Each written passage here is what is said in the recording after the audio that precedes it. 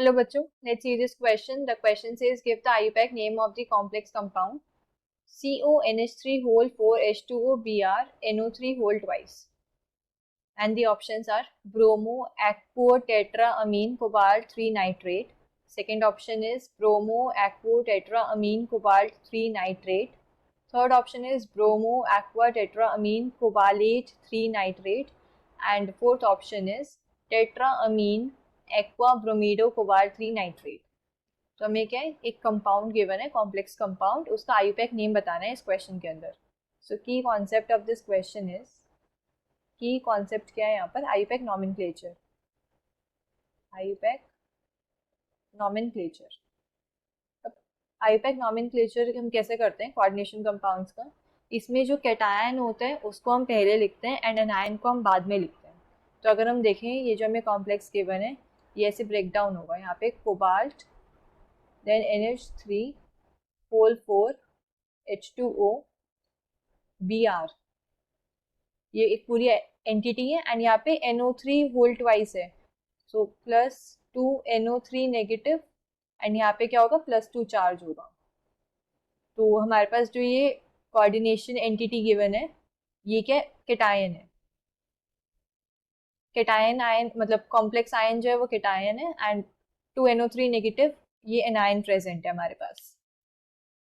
तो सबसे पहले हमें कैटायन लिखना है. तो कैटायन क्या है, कॉम्प्लेक्स है. अब कॉम्प्लेक्स की नेमिंग हम कैसे करते हैं, सबसे पहले हम लिगेंड्स लिखते हैं, देन उसके बाद हम मेटल आयन लिखते हैं, जो हमारे पास सेंट्रल मेटल आयन होता है वो लिखते हैं.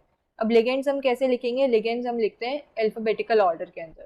तो यहाँ पर हमारे पास एक लिगेंड गिवन है NH3. सो NH3 इसके लिए हम क्या यूज करते हैं, अमीन, AMMINE.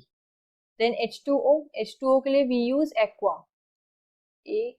दोनों ही क्या है हमारे न्यूट्रल लिगेंड्स हैं. तो न्यूट्रल लिगेंड्स हम एज इट इज यूज करते हैं, अमीन, एक्वा. एंड देन हमारे पास क्या है, ब्रोमीन, मतलब ब्रोमाइड लिगेंड है बेसिकली.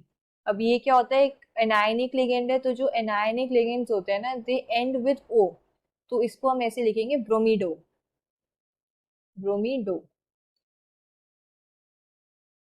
तो लिगेंड्स को हमें क्या है अल्फाबेटिकल ऑर्डर के अंदर लिखना है. एंड जो अमीन लिगेंड है हमारे पास 4 प्रेजेंट है. तो we will use prefix tetra, tetra amine. But जो टेट्रा है जैसे टी आ रहा है, सो वी मतलब अल्फाबेटिकल ऑर्डर के अंदर हम वो टेट्रा को कंसीडर नहीं करेंगे. हम जो एक्चुअल नेम होता है लिगेंड का उससे कंपेयर करते हैं. तो एक्चुअल नेम अमीन मतलब AMM. तो अमीन पहले आएगा, देन एक्वा आएगा, देन ब्रोमीडो आएगा. एंड लिगेंड्स को लिखते वक्त इनके बीच में हम स्पेस नहीं देते. So we will write it as, पहले तो अमीन लिखेंगे एंड अमीन से पहले हम प्रीफिक्स लिखेंगे tetra because there are 4 amine ligands. So tetra amine, then आएगा हमारे पास एक्वा, देन आएगा हमारे पास ब्रोमीडो.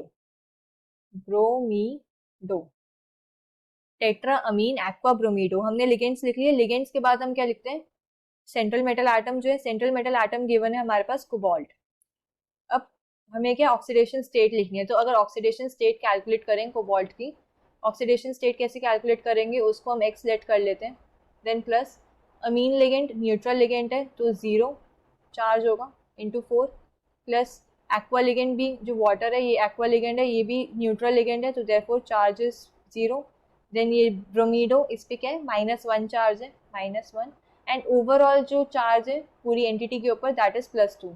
सो इज इक्वल्स टू +2. तो ये क्या हो गया, x - 1 इज इक्वल्स टू +2. तो x की वैल्यू क्या आ गई यहाँ से +3. Oxidation state is +3. And oxidation state को हम क्या लिखते हैं, पैरेंथेसिस के अंदर लिखते हैं. तो कोबाल्ट के बाद आ गया 3.